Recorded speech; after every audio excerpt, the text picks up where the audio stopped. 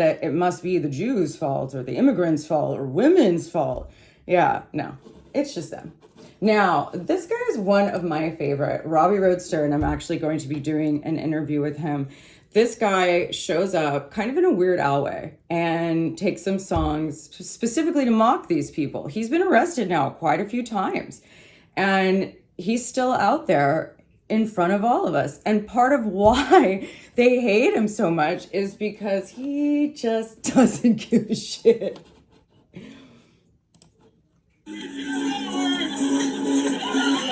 Can't take a break. This song is tight.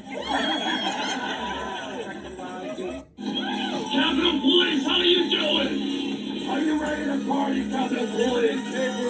That's good town. There's no need to be angry. Trouble's on. Jeffrey Epstein playing. He was chasing after girl.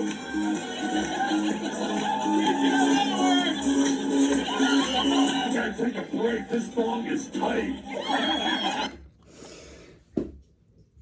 And they're still out there because with Americans, we're an interesting breed of people. But we do love making fun of people, especially when we know it bothers them. Because if it doesn't bother them, there's no point. But these people, it bothers them. Let's see. Here's another one of my favorites.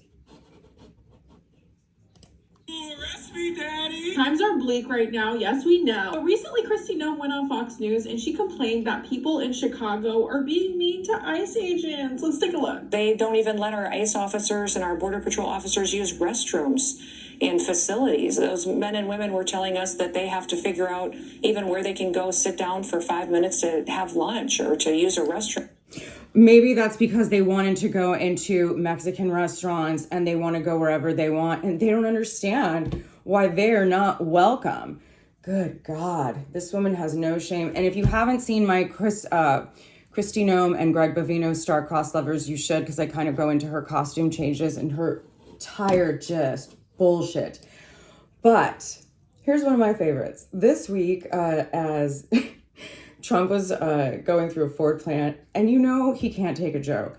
One of the Ford employees just decided to be a hero for all of us. And he yells, "Pedophile protector!" To comply with the law, even when they did release like their couple of batches of Epstein files, they also didn't comply with the law because they redacted names that weren't victims, which has been proven beyond a shadow of a doubt. And now it's been, a month past deadline, and they are still kicking the can down the road. And now, like a bucking bronco, they're putting up a real fight where now the DOJ is basically saying in their most recent filing that no court can order them to release these Epstein files. They can't force the release. They're basically gloating that they're kind of above the law. Thinking, I want to turn my attention to someone who hasn't had a thought in years. Pam Bondi. She farted out a super strong statement on Twitter that's no nonsense. A reminder to all those in Minnesota, no one is above the laws. Scam Bondi here is alting. She's really laying it all on the table. What is supposed to be the most transparent administration in American history, and it seems to me that phone worker that called Trump a pedophile protector to his face, which elicited a finger and a fuck you from the big man in charge, it really seems like that pedophile protector nomenclature feels accurate. Again, it doesn't bother if you know it's the truth. Also, President Bush had a shoe thrown at him. I mean, all of the presidents have had something. You gotta have some thick skin. This guy's skin is paper thin. Apparently Pam Bondi's ring can nick it when she's holding it. How is he still alive? All right. And then, oh no, that's not it. Here we go. So this is Jake Lang. He is a pardoned January 6th rioter who beat a police officer with a baseball bat, who is also a white supremacist and preaches about the Great Replacement theory. Jake here thought it was a great idea to bring his ass all the way from Florida to Minneapolis, oh, of course, Florida. A very diverse city, to spew his hateful rhetoric against the anti-ICE protesters. This is Jake before, having a grand old time, and this is him after. Yeah, it looks like he's crying like a little bitch. Yeah, he got scared real fast when he realized that no one was going to be there to help him. Not even his white supremacist buddies were going to help. You know that poem, when they came for and then list, I didn't stand with them. And when they came for me, there was no one left to stand with me.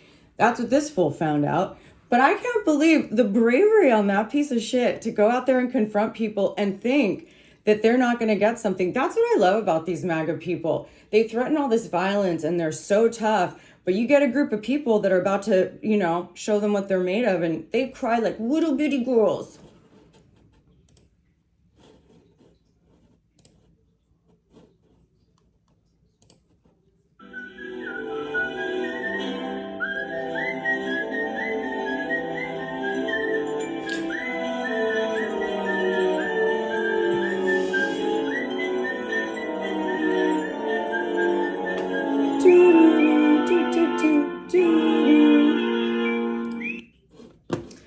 I will close this with a quote from the Diary of Anne Frank that I'm also rereading. Anne Frank was warning about, obviously she was the Jewish girl that was hidden in her attic until other people that they knew ratted them out, and that's how her family was taken. But that book, that diary, sustained. And it's warning about the normalization of cruelty, state power used without accountability, and the danger of silence. When institutions excuse harm, target undesirable groups, or punish dissent, her words read less like history and more like a warning meant for the present. We've had a lot of warnings. A lot. None of this was supposed to happen again. And so again, this is the quote from Anne Frank. What is done cannot be undone, but one can prevent it from happening again. And that's what Jake Lang and these other neo-Nazi, we will not be replaced, whatever. Go read a book.